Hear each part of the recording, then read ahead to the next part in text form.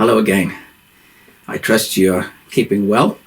I have 4 grandchildren, all of them under the age of 10, and 3 of them are in school, except they're not in school. They're not bothered about their education. They are bothered about missing their friends. And I think that a couple of months in lockdown maybe has helped us to appreciate the value of friends and friendship. I'm not talking about Facebook friends, virtual friends who we probably have never met face to face. I'm talking about genuine friends who really care about our well-being, regardless of the circumstances. Proverbs 17:17 says, "A friend loves at all times, and a brother is born for adversity." A friend is someone who knows all there is to know about us and still loves us just the same. You know, for many, this period, I'm sure, of lockdown has literally been a season of isolation, maybe from family and from friends. And being alone is maybe one step away from being lonely. Gary Collins, a Christian counselor, has written, "Loneliness is the painful awareness that we lack meaningful contact with others. It involves a feeling of inner emptiness that can be accompanied by sadness and discouragement, a sense of isolation, anxiety, and an intense desire to be wanted and needed by someone." Being alone is not God's design for us. That's why he created Eve for Adam. God said, "It's not good that man should be alone. I'll make a helper, a companion." Friendship is so important. We need other people to help us, to walk with us through the different and the difficult seasons of life. Solomon said in Ecclesiastes chapter 4, 2 are better than one, because they have a good return for their work. If one falls down, a friend can help him up again. But pity the man who falls and does not have anyone to help him up. Also, if 2 lie down together, they will keep warm, but can one keep warm alone? Though one may be overpowered, 2 can defend themselves. A cord of 3 strands is not quickly broken. Something that's encouraged me in the church that I pastor during these lockdown weeks has been that folk are calling each other just to see how they're doing, to hear from them.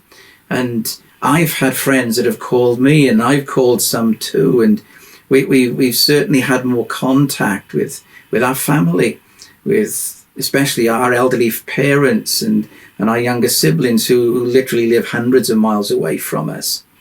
It's made me wonder and question, how do we make friends? How are we to become good friends? Well, Proverbs 18:24 says this, "A man who has friends must himself be friendly." Dale Carnegie wrote a book called How to Win Friends and Influence People.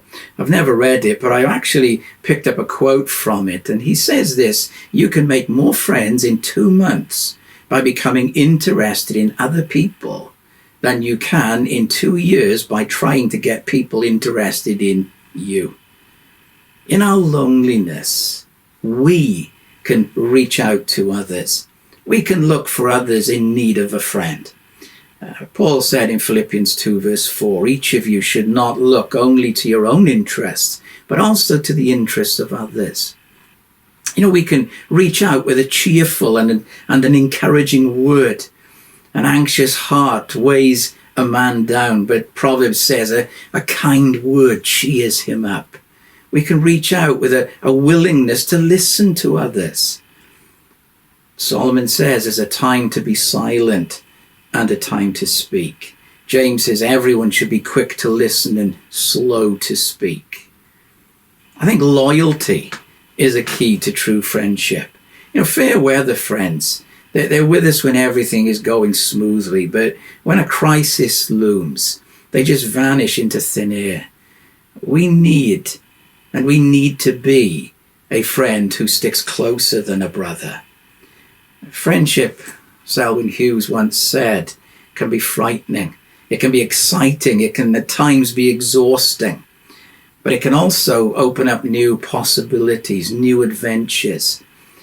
And he says we live deprived lives if we live without friends. God made us for relationship, and it's his will and his purpose that we cultivate a circle of friends. He says every friend we have is different. The more we have, the richer we are. During this time of isolation, of physical social distancing, let's not neglect the opportunity to develop our friendship with our very best friend. Jesus said to his disciples, "You are my friends if you do what I command. I no longer call you servants, because a servant does not know his master's business. Instead, I have called you friends. For everything I have learned from my Father, I've made known to you." I want to encourage you. We're not rushing around with little or no time to spare at the moment. Let's learn to sit at his feet. Let's learn to know and to get to know him better, because he's the friend that sticks closer than a brother. He's the third strand of that cord that cannot be quickly broken. So may God bless you at this time. I look forward to seeing you again.